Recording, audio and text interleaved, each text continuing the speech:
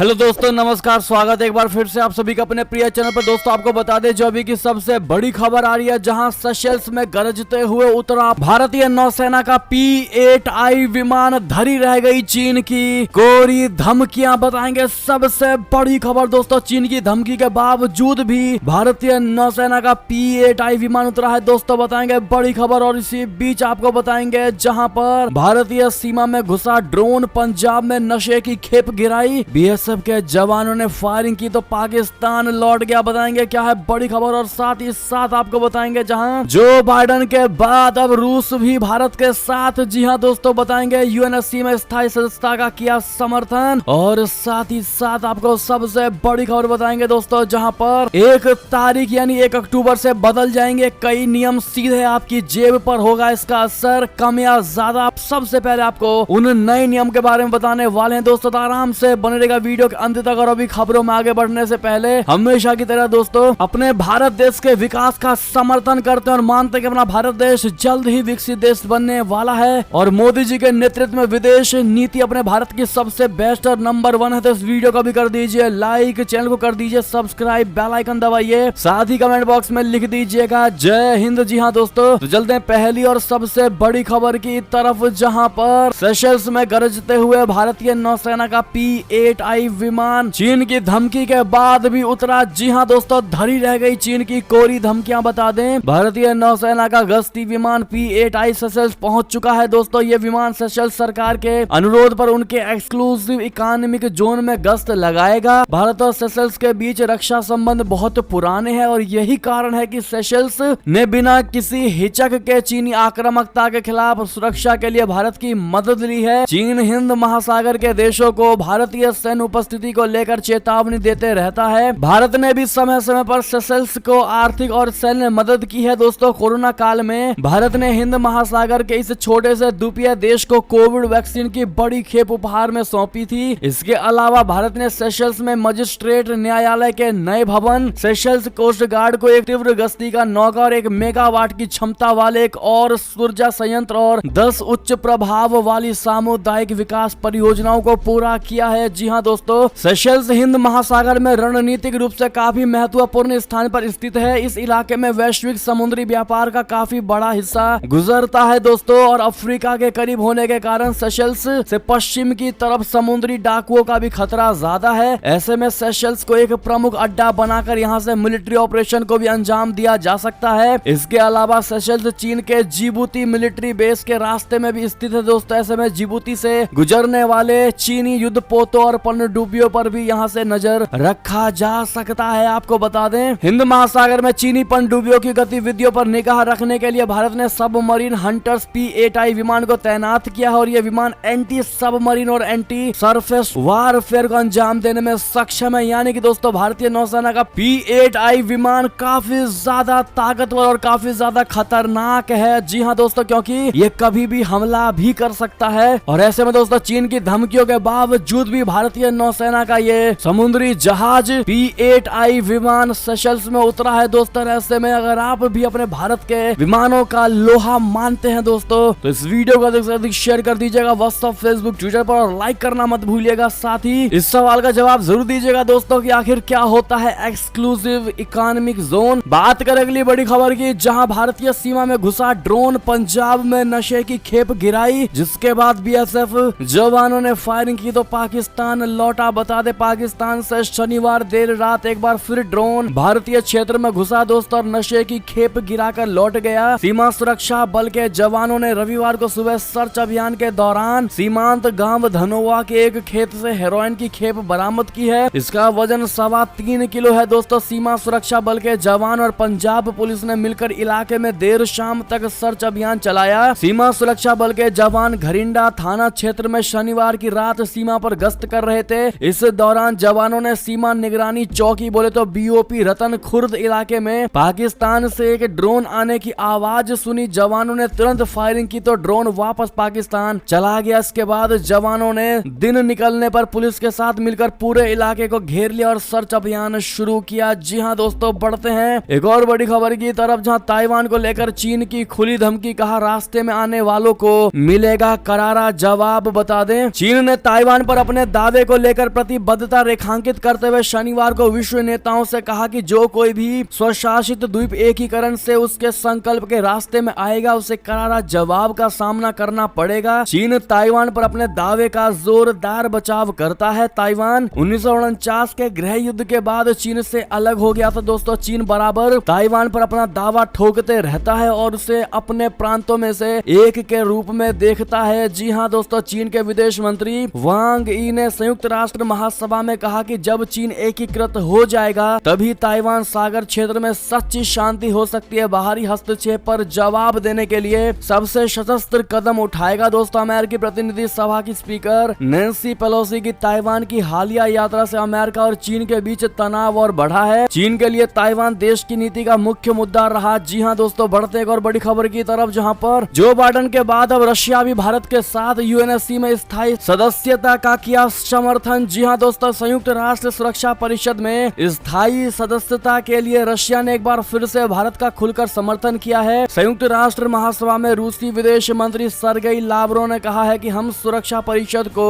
और अधिक लोकतांत्रिक बनाने की संभावनाओं को देखते हैं। उन्होंने कहा कि विशेष रूप से भारत और ब्राजील को सुरक्षा परिषद में स्थायी सदस्यता मिलनी चाहिए। इससे पहले अमेरिकी राष्ट्रपति जो बाइडेन ने भारत, जापान और जर्मनी को यूएनएससी का स्थायी सदस्य बनाए जाने का समर्थन किया था। हालांकि उन्होंने कहा था कि अभी भी इस दिशा में बहुत काम किया जाना बाकी है। इससे पहले 31 अन्य देशों के साथ भारत ने एक संयुक्त बयान में कहा कि संयुक्त राष्ट्र सुरक्षा परिषद के स्थायी और गैर अस्थायी सदस्यों की श्रेणियों में और अधिक विस्तार होना चाहिए। भारत ने कहा कि सुरक्षा परिषद के काम करने के तरीकों में अभी और अधिक सुधार की आवश्यकता है। जी हाँ दोस्तों, ऐसे में भारत को बनाया जाए संयुक्त राष्ट्र सुरक्षा परिषद का स्थायी सदस्य। अमेरिका के बाद रशिया का भी समर्थन करना दोस्तों भारत के लिए बहुत बड़ी बात है। दोस्तों, बड़े बड़े देश भारत के सपोर्ट में उतर कर आए हैं और भारत को परमानेंट मेंबर बनाने के लिए सपोर्ट कर रहे हैं। दोस्तों, ऐसे में जो बाइडेन जी को और रशिया को थैंक यू कहना बिल्कुल मत भूलिएगा। दोस्तों, एक और बड़ी खबर की बात करें, जहां पर जम्मू और कश्मीर से बड़ी खबर, कुपवाड़ा में सुरक्षा बलों ने 2 आतंकियों को किया ढेर, AK-47 समेत भारी मात्रा में गोला बारूद बरामद। जी हां दोस्तों, जम्मू कश्मीर में कुपवाड़ा के माछिल इलाके में सुरक्षा बलों की आतंकियों के साथ मुठभेड़ हुई और इस मुठभेड़ में सेना के जवानों ने 2 आतंकियों को मौत के घाट उतार दिया। मरे इन आतंकियों से भारी मात्रा में गोला बारूद बरामद किया गया है। एनकाउंटर में मारे गए दहशतगर्दों की शिनाख्त की जा रही है। दोस्तों, सेना की श्रीनगर स्थित चिनार कोड ने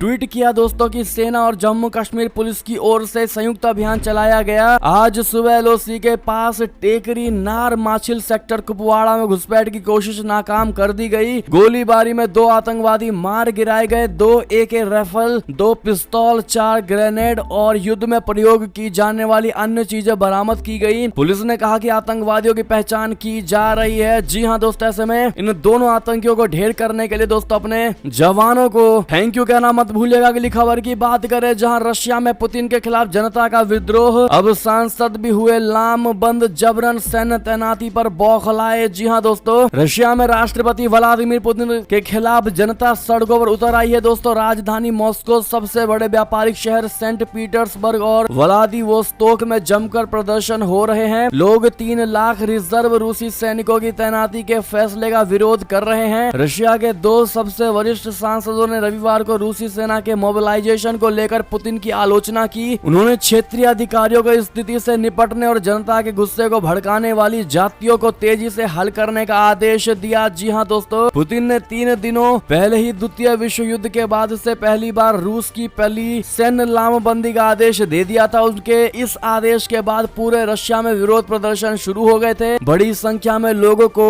रूस छोड़कर दूसरे देशों की तरफ जाते हुए भी देखा गया। जी हाँ दोस्तों, ये खबर काफी बड़ी थी। दोस्तों, ऐसे में पुतिन के खिलाफ उतरे सड़कों पर लोगों को लेकर दोस्तों आपकी जो भी राय होगी, क्या उनकी मांगे सही है दोस्तों? क्योंकि कोई भी अपने देश को बर्बाद होते हुए नहीं देखना चाहेगा दोस्तों, और ये सत्य भी। ऐसे में आपकी जो भी इस पर निजी राय हो बताइएगा जरूर, और जिन्होंने अभी तक वीडियो को लाइक नहीं किया दोस्तों, प्लीज देखते देखते एक लाइक अवश्य कर दीजिएगा। बढ़ते हैं एक और खबर की तरफ, जहाँ संयुक्त राष्ट्र महासभा में जयशंकर जी ने आतंकवाद पर चीन को किया बेनकाब, पाकिस्तान को भी जमकर सुनाया। बता दें, विदेश मंत्री एस जयशंकर जी ने शुक्रवार को संयुक्त राष्ट्र महासभा में आतंकवाद के मुद्दे पर पाकिस्तान का नाम लिए हुए बिना जमकर सुनाया। साथ ही उन्होंने आतंकियों के खिलाफ कार्रवाई में चीनी अड़ंगे के लिए ड्रैगन को बेनकाब कर दिया। दिया। आपको बता दें कि चीन अपने विशेषाधिकार का इस्तेमाल कर अक्सर आतंकवादियों को संयुक्त राष्ट्र की ब्लैक लिस्ट में शामिल करवाने के भारत के प्रयास में टांग अड़ाता रहता है। जयशंकर जी ने कहा कि जो भी देश घोषित आतंकवादियों की रक्षा के लिए यूएनएससी 1267 प्रतिबंध शासन का राजनीतिकीकरण कर रहे हैं और करते हैं, वे अपने जोखिम पर ऐसा करते हैं। जी हाँ दोस्तों, जयशंकर जी ने अपने संबोधन में कहा कि संयुक्त राष्ट्र अपराधियों पर प्रतिबंध लगाकर आतंकवाद का जवाब देता है। जो भी देश घोषित आतंकवादियों की रक्षा करने के लिए समय समय पर यूएनएससी 1267 प्रतिबंध शासन का राजनीतिकीकरण करते हैं, वे अपने जोखिम पर ऐसा करते हैं। मेरा विश्वास कीजिए, वे ना तो अपने हितों को आगे बढ़ाते हैं और ना ही वास्तव में देश की प्रतिष्ठा को आगे बढ़ाते हैं। जी हाँ दोस्तों, बढ़ते एक और खबर की ओर, जहां पर भूखमरी की कगार पर पाकिस्तान, बाढ़ से फसलें बर्बाद, रशिया से गेहूं आयात करेंगे शहबाज शरीफ। बता दें, पाकिस्तान के प्रधानमंत्री शहबाज शरीफ ने कहा है कि पाकिस्तान बाढ़ के कारण कृषि भूमि के नष्ट होने के बाद रशिया से गेहूं का आयात कर सकता है। द न्यूज की रिपोर्ट के अनुसार बाढ़ के कारण पाकिस्तान का 1/3 भूभाग जलमग्न हो जाने और उसके 33 मिलियन लोगों को जिंदा रखने के लिए पाकिस्तान को लगभग 10 लाख टन गेहूं का आयात करना पड़ सकता है। एक साक्षात्कार में प्रधानमंत्री ने कहा कि रशिया से गेहूं आ सकता है, लेकिन और भी कुछ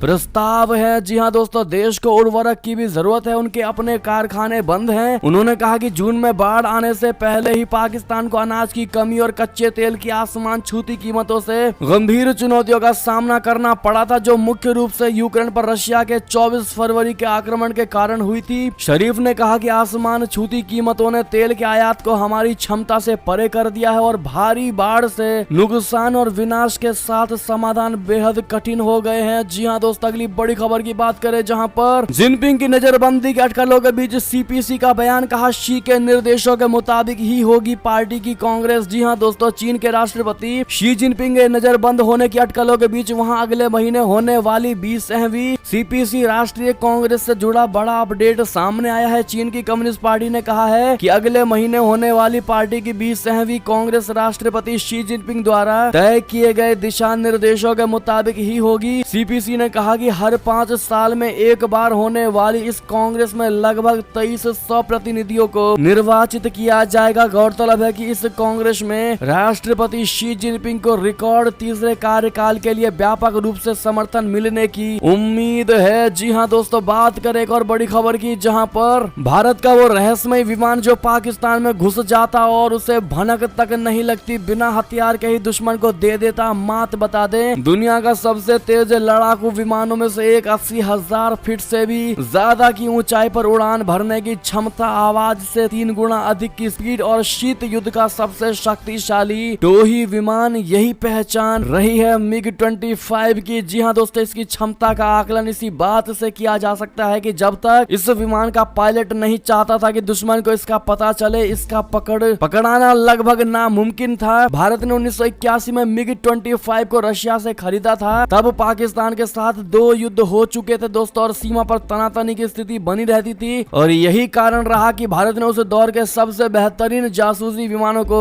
रशिया से खरीदा था दोस्तों। और तब भारत के पास 25 MiG-25 थे, जिन्हें गरुड़ नाम दिया गया था। बड़ी खबर दोस्तों, आपको बता दें, इस विमान से पाकिस्तान को डराया तक जा चुका है। बढ़ते एक और खबर की ओर, जहां कैसे चले कि ना भारत रूठे ना चीन नाराज हो, बहुत बड़ी दुविधा में पड़ चुका है श्रीलंका। बता दें, श्रीलंका की रानिल विक्रमसिंघे सरकार जल्द ही भारत और चीन दोनों के साथ मुक्त व्यापार समझौते पर बातचीत शुरू करेगी। भारत के साथ कॉम्प्रिहेंसिव इकोनॉमिक पार्टनरशिप एग्रीमेंट को अंतिम रूप देने के लिए वार्ताएं की जाएंगी, जबकि चीन के साथ प्रस्तावित मुक्त व्यापार समझौते पर बातचीत होगी। पर्यवेक्षकों की राय एक साथ दोनों देशों के साथ बातचीत शुरू करने के पीछे विक्रमसिंघे सरकार की मंशा ये संदेश देने की है कि वो भारत और चीन दोनों को समान महत्व देती है और ये बताना चाहती है कि इनमें से किसी की तरफ उसका ज्यादा झुकाव नहीं है। लेकिन दोस्तों, क्या लगता है आपको, श्रीलंका का झुकाव आखिर किसकी ओर ज्यादा है दोस्तों? क्योंकि दोनों को बराबर तो श्रीलंका नहीं मानता है, क्योंकि जिस प्रकार से पहले खबरें आई हैं दोस्तों, उससे ये क्लियर जरूर होता है। लेकिन आपका जवाब क्या होता है दोस्तों, हम देखते हैं। एक और खबर की बात करें, जहां पर सैन्य अभ्यास की तैयारी में अमेरिका, दक्षिण कोरिया, तो उधर नॉर्थ कोरिया ने बैलिस्टिक मिसाइल दाग दिखाई अपनी ताकत। जी हाँ दोस्तों, किम जोंग ने दक्षिण कोरिया यूएस सैन्य अभ्यास से पहले दागी मिसाइल, जिसके बाद बढ़ गया तनाव। बता दें, उत्तर कोरिया ने रविवार को अपने पूर्वी समुद्री तट की ओर छोटी दूरी बैलिस्टिक मिसाइल का परीक्षण किया। प्योंगयांग ने दक्षिण कोरिया के साथ संयुक्त सैन्य अभ्यास के लिए एक अमेरिकी विमान वाहक पोत के सोल पहुंचने के बीच ये कदम उठाया है। दोस्तों, अमेरिका और दक्षिण कोरिया एशियाई प्रायद्वीप में उत्तर कोरिया के परमाणु कार्यक्रम से बढ़ते खतरे के मद्देनजर ये संयुक्त सैन्य अभ्यास कर रहे हैं। जी हां दोस्तों, दक्षिण कोरिया के जॉइंट चीफ ऑफ स्टाफ ने बताया है कि पश्चिमी शहर ताइकॉन से दागी गई इस मिसाइल ने उत्तर कोरिया के पूर्वी तट पर समुद्र की गोद में समाने से पहले खुले आसमान में उड़ान भरी। और हालांकि दक्षिण कोरियाई सेना ने भी अभी इस परीक्षण के बारे में कोई और विवरण साझा नहीं किया है, जिससे मिसाइल का प्रकार, खूबियां और मारक क्षमता आदि शामिल है। और खबर की बात करें दोस्तों, जहां पर बांग्लादेश में बहुत बड़ा नाव हादसा, दुर्गा पूजा में जा रहे 24 लोगों की हुई मौत, कई हुए लापता। बता दें, बांग्लादेश के उत्तरी जिले पचागढ़ में रविवार दोपहर को करातोया नदी में एक नाव पलट गई, जिसमें सवार कम से कम 24 लोगों की डूब जाने से मौत हो गई। खबर लिखे जाने तक कई लोग लापता थे, जिनकी तलाश में रेस्क्यू ऑपरेशन चलाया गया। दरअसल घटना बोडा उप जिला किमारिया यूनियन परिषद के तहत ओलियार घाट क्षेत्र में हुई। जी हां दोस्तों,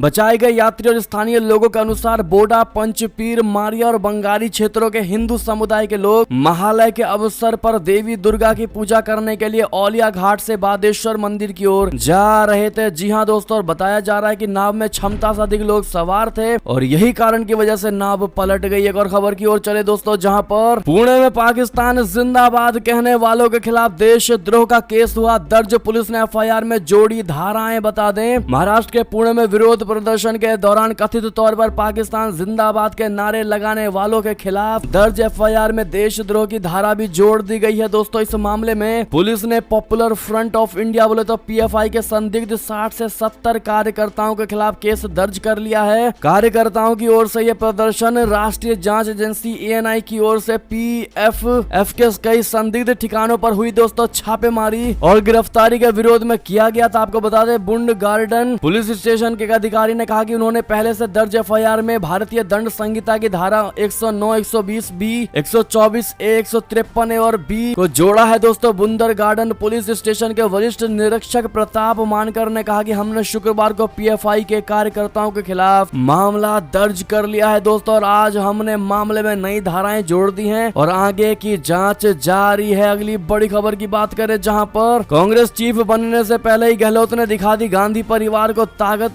क्या ऐसा वाकई है दोस्तों? बागी दाव से हाईकमान भी हुए हैरान। बता दें, राजस्थान में एक बार फिर कांग्रेस दो फाड़ होती दिखाई दे रही है। कांग्रेस अध्यक्ष के चुनाव में अशोक गहलोत की दावेदारी से शुरू हुई हलचल अब सियासी तूफान में बदल चुकी है। गहलोत के बाद सचिन पायलट को मुख्यमंत्री बनाए जाने के हाईकमान के संभावित फैसले पर बवाल खड़ा हो चुका है। अशोक गहलोत गुट के सभी विधायकों ने इस्तीफे का ऐलान कर दिया था। गहलोत के इस रुख से पार्टी हाईकमान बेहद हैरान है। सूत्रों के मुताबिक अंतरिम अध्यक्ष सोनिया गांधी के कहने पर केसी वेणुगोपाल ने गहलोत को फोन किया था और उनसे पूछा था कि जयपुर में क्या चल रहा है। बताया जा रहा है कि मुख्यमंत्री ने हाथ खड़े कर दिए और कहा कि उनके बस में कुछ नहीं है। उन्होंने कहा कि ये विधायकों का निजी फैसला है और उसमें उनका कोई हाथ नहीं है। इसके बाद वेणुगोपाल ने खड़गे से भी बात कही। आला कमान ने कल रात ही पूरे मामले को सुलझाने को कहा था दोस्तों, और हर विधायक से बात करके रात में ही हल निकालने को कहा गया था। बाकी दोस्तों, अभी की क्या स्थिति है आप लोग कमेंट करके जरूर बताइएगा। एक और बड़ी खबर की बात करें, जहां पर जय भाजपा तय भाजपा। जी हां, राजस्थान कांग्रेस में संकट के बीच बोले सतीश पूनिया। जी हां, राजस्थान में मुख्यमंत्री पद को लेकर मचे घमासान को लेकर सीएम अशोक गहलोत के कांग्रेस अध्यक्ष का चुनाव लड़ने की घोषणा के बाद प्रदेश के नेतृत्व को लेकर चर्चा बनी हुई थी दोस्तों। तो वहीं इस दौरान गहलोत गुट के एक्टिव होने के बाद पायलट की मुश्किलें बढ़ती नजर आ रही थी, जिसके बाद दोस्तों अब बीजेपी पार्टी ने बहुत बड़ा बयान दिया। आपको बता दें, भाजपा के प्रदेश अध्यक्ष सतीश पूनिया ने कांग्रेस के सियासी घटनाक्रम पर निशाना साधा है दोस्तों। उन्होंने कहा कि राज्य में 2023 विधानसभा चुनाव के रुझान आने शुरू हो गए हैं। उन्होंने ट्वीट किया कि रुझान आने प्रारंभ 2023 में जय भाजपा तय भाजपा। जी हां दोस्तों, एक और खबर की बात करें, जहां पर केशव प्रसाद मौर्य का नया बयान नीतीश कुमार को लेकर कहा, नीतीश कुमार की हैसियत बस 2 सांसद की है, यूपी से लड़े तो जमानत जब्त हो जाएगी। जी हां दोस्तों, विपक्ष के साथ महागठबंधन बनाने में जुटे बिहार के सीएम नीतीश कुमार पर उप मुख्यमंत्री केशव प्रसाद मौर्य ने निशाना साधा। उन्होंने कहा कि अगर नीतीश कुमार लोकसभा का चुनाव यूपी से लड़ेंगे तो उनकी जमानत जब्त हो जाएगी। वो भदोही कलेक्ट्रेट सभागार में रविवार देर शाम पत्रकारों से बात कर रहे थे। जी हां दोस्तों, सोनिया गांधी, नीतीश कुमार और लालू प्रसाद यादव की दिल्ली में हुई मुलाकात पर डिप्टी सीएम ने कहा कि 2024 में पहले से ज्यादा सीटें हम जीतेंगे। उन्होंने कहा कि नीतीश कुमार की हैसियत सिर्फ और सिर्फ 2 सांसद की है। विपक्ष पर कटाक्ष करते हुए कहा कि 100 में से 60 हमारा है, 40 वोटों में बंटवारा है और बंटवारे भी हमारा है। जी हाँ दोस्तों, यानी बंटवारे में भी हमारा है, ऐसा केशव प्रसाद मौर्य जी का कहना है। इस पर आपकी जो भी राय हो कमेंट में लिखकर अवश्य बताइएगा। दोस्तों एक और बड़ी खबर की बात करें, जहां यूपी पुलिस के इतने हजार सिपाहियों को दिवाली पर प्रमोशन का तोहफा देने जा रही योगी सरकार। बता दें, उत्तर प्रदेश पुलिस विभाग में बड़ी संख्या में सिपाहियों को दिवाली का तोहफा दिए जाने की तैयारी की जा रही है। इसके तहत करीब 20,000 जवानों को प्रमोशन दिया जाएगा। ये जवान कांस्टेबल से हेड कांस्टेबल के पद पर प्रमोट होंगे। डीजीपी मुख्यालय ने इसके लिए कार्रवाई शुरू कर दी है। दोस्तों मिली जानकारी के अनुसार 2010 और 2011 बैच के कुल 37,000 जवानों में से खाली पदों के सापेक्ष करीब 20,000 सिपाहियों के प्रमोशन की तैयारियां हैं। अगली खबर की बात करें, जहां पर 1 तारीख यानी 1 अक्टूबर से बदल जाएंगे कई नियम, सीधे आपकी जेब पर होगा असर। बता दें क्या है बड़ी खबर, 4 दिन के बाद में नया महीना शुरू होने वाला है और 1 अक्टूबर से सरकार की ओर से कई बदलाव किए जाएंगे, जिसका सीधा असर आपकी जेब पर पड़ेगा।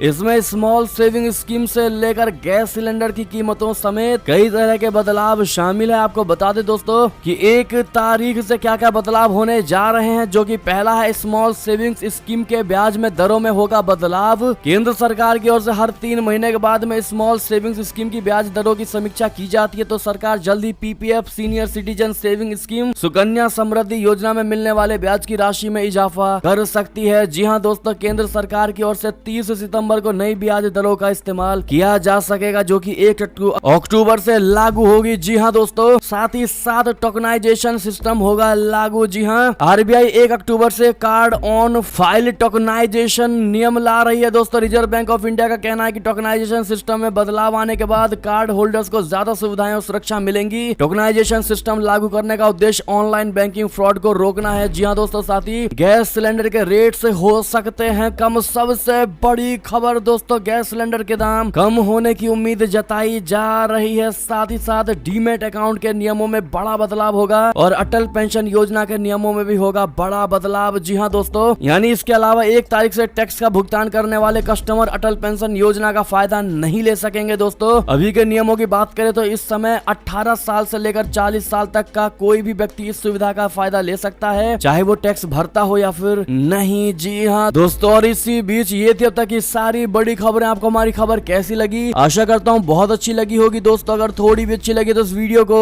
अभी अपने भाई बंधुओं में व्हाट्सएप, फेसबुक, ट्विटर के जरिए पूरे भारत में शेयर करना बिल्कुल मत भूलिएगा दोस्तों। और अभी कर दीजिए इस वीडियो को लाइक, चैनल को कर दीजिए सब्सक्राइब, बेल आइकन दबाइए, साथ ही कमेंट बॉक्स में लिख दीजिएगा जय हिंद जय भारत। तो मिलते हैं आपसे अगली बड़ी खबर में दोस्तों, तब तक अपना ख्याल रखिएगा। आप सभी का बहुत बहुत धन्यवाद साथ देने के लिए, साथ बने रहने के लिए, और खबरों का सिलसिला लगातार हमारे चैनल पर जारी अपडेट रहना बिल्कुल मत भूलिएगा। मिलते अगली बड़ी खबरों में। जय हिंद जय भारत, जय श्री राम, वंदे मातरम, हर हर महादेव।